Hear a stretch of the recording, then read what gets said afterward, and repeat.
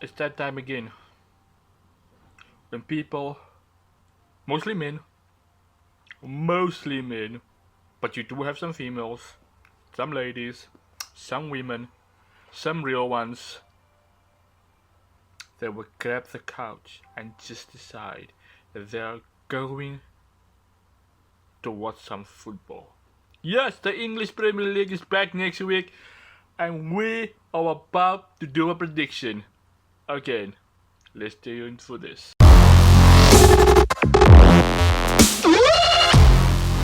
Welcome back to another Going Of Course video. I know I haven't done a long form video for a very long time, but we're about to do one right about now, because today we're going to predict the 2024-2025 Premier League table. Yes, I'm predicting the table again, and this time we're going to react to it. So let's go into it. I have my 20 teams. Some of this is going to shock you. Let's go. Number 20, Nottingham Forest. Yes, I predicted that Nottingham Forest is going to end last on the table. Last. Yes, they had a good spell last month, and I don't think this month will be it for them, especially with Leicester back into the league. And I feel like there's another team that just into the league that might also have that top itch and might just escape as well. So yes, Nottingham Forest, number 20. 19, Southampton. Let me get my words in here. Newly promoted Southampton. They got through via the playoffs. They didn't got automatic qualifications. They got through by playoff. They had beaten Leeds to get through it.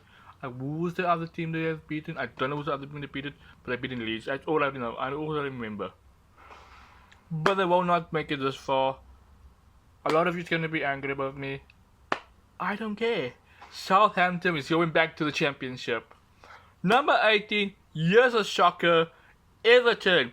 Everton barely survived last season. And the same can actually be said for Nottingham Forest, but they just barely survived. And the reason for this is also going to be played by the financial difficulties that they have at the moment, which includes the fact that they just lost an opportunity to be bought by another company. So let's see. They might become the next Schalke, would be a fantastic stadium in a second division football league.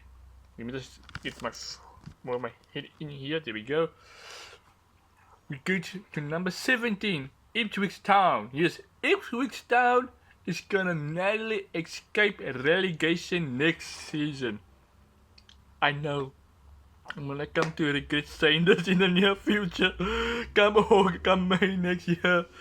But I believe that they are most definitely going to make it out of the relegation zone. They're going to play another season of Premier League football. They might be playing with Luton Town next season. That's my key. I'm saying Luton Town is coming back next season. Please don't clip this and like, oh, how this age, wow. No. For now, they just escaped the relegation down. 16, Leicester City. With the loss of their coach, I do see them still in another season within the Premier League. I'm not really sure if this is a good season that I made, but we will see. I'm putting my marbles on the line for this one. They did win the championship to get back into the Premier League, and my gut feeling is saying they number 16 next season. So this is how it's going to be. Leicester City, number 16. Number 15, Brentford. Yes, I have made Brentford number 15 on this log. They are going to play some football. They're going to struggle here and there. Maybe Ivan Toney might bring them a little bit closer, maybe to 14th or 13th, but with the teams that have been played at the moment last season, I see them in 15th on this log, and that's about it. Number 14, Bournemouth or AFC Bournemouth. Yes, they're going to be 14th next season. They're going to play some good football and they're going to take a lot of points out of Southampton, Everton, and Nottingham Forest. And that's the fact. I see them playing good football. They did beat some good teams last season, and that's including Manchester United. What a wicked score. And I see them going to at least top of the bottom half of the table. Number 13, Crystal Palace. Yes, 13th is Crystal Palace. They have also been playing some fantastic football last season. And I see them also moving much more higher, getting close to at least to top of the bottom half, or close to the middle. Is probably what you're gonna say. Close to the middle half, of the middle half of the table. So I see Crystal Palace there. They've been making some good signings as well. So yeah, that's something I think is gonna be crucial for Crystal Palace next season. They're gonna be very dangerous, and they can take a lot of points out of the big six or the big seven or the big eight now these days. Number 12, Wolves. Yes, Wolverhampton Wanderers is gonna be 12th this season. I don't know what results we gonna make this prediction. They haven't played good football last season, but hey, I got my faith in Wolves. Again, they are a good team. They have survived so far since they returned from since they've been in the Premier League this season, especially since they've been playing against a very good City side, good Arsenal side. They have been taking some points on some of the big six teams. I call them the big eight now because you can have 7 teams actually in European football, but who am I to complain? Who's gonna be a very dangerous team next season? That's why they made it on at least the top 2 of the bottom half of the table. And the top of this table, by the way, in the bottom half, number 11, Fulham. Fulham, keep your eyes on this team, guys, because I believe Fulham is going to start coming back into contention for at least the bottom half of the top side of the table. Fulham is probably going to either south for at least Europa Conference League next season, but I think 11th is a suitable spot for them. And yeah, this is going to be a team that's going to be very dangerous. Now we're going to do the top half, and we start off with number 10, West Ham United. This is going to be the most stupid prediction I ever made out of all of this prediction. 10th, West Ham. The way they've been signing players now. Mad. It's mad. This is a crazy prediction that I made now. But it's a new coach in a new league. It's very pace, very action. You have to think very fast when you play against these players. And I think that is going to get them to 10th position. But if I might be mistaken, they might be 7th. We will have to see.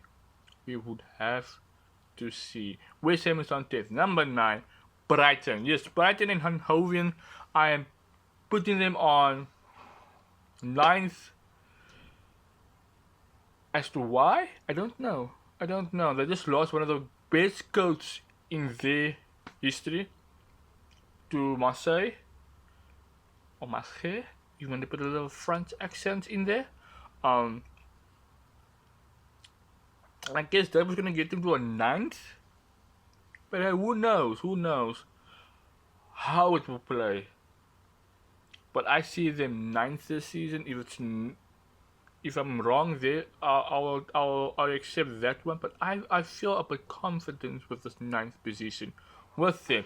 Now we got the 8th position, and yes, I slapped this team with my hand from the back, and it's Newcastle United. I'm not gonna give you an explanation of that one, because I'm definitely going to regret that one as well. Number 7, Chelsea. Is this because I'm a United fan that I put him 7th? No, it's not. Because even though Chelsea has made it to, I think, 6th last season, the top 6, uh, that is just out of luck. We can say how much, oh, they are been playing some good football at the end of the. No, they've been only played good. The only reason why they play good football is because they played it in the end of the season, and that end of the season, most of them was by luck, and that is including the United match. We all know that they won by luck on that match as well. No matter what they say, oh, Cole Palmer is this good player. Oh, they got United. No, United have so much different defense combination that they won by luck. Okay, shut up on that one. We go to the next one. Number 6, Tottenham Hotspurs.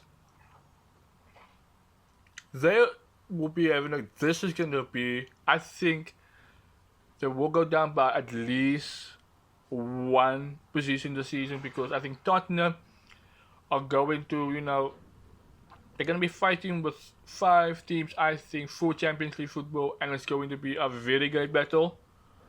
I see them 6 because it's actually hard to predict where they fall in next season. But with the fact they're also in Europa League football this season, I think it's going to be a bit hard to manage both sides and able to play fantastic football. But I won't be surprised if I do see them next season in 4th after me predicted them in 6th, which I will have no say besides Arsenal supporters. But hey, I see them in 6th next season. And then number 5, ending off the Europa League spot, will be Aston Villa. The Champions League football is going to fuck them up. It's going to fuck them up. I'm sorry, YouTube, but it is going to fuck them up. And it's going to unorganize the way of their playing style, but they will fight at least to try to get it. And they just lose out to 2 teams, I will say about 2 to 3 points next season, which gets to the next spot, number 4, Liverpool. Originally, I would have Manchester United here, but they also just lost by a point to the next team, which you already know what I'm talking about. And I think unless Slot is going to make some magic, I mean, we all saw our ball keep on it. Even though we end up 8th, we were able to still win an FA Cup season, which is better than Arsenal's season. In fact, Jurgen Klopp actually played a much more better season than Arsenal last season. But I see Liverpool at least losing a point out to number 3, which we go into immediately, which is Manchester United. So injuries are done. There is no excuses. Erik ten Hag has been cooking with the sales that he was getting. It's about still at the moment. It's because we need to get some outgoing. But if and only if we get Scott McTominay to be sold and Wan-Bissaka to be sold, and we get them 2 defenders and our midfield, I think we must also sell Maguire as well for extra fun. United will be tops next season, and it doesn't matter what type of defense combination you have, they were able to get at least 3rd, not 2nd, not 1st, 3rd. There's a process, guys.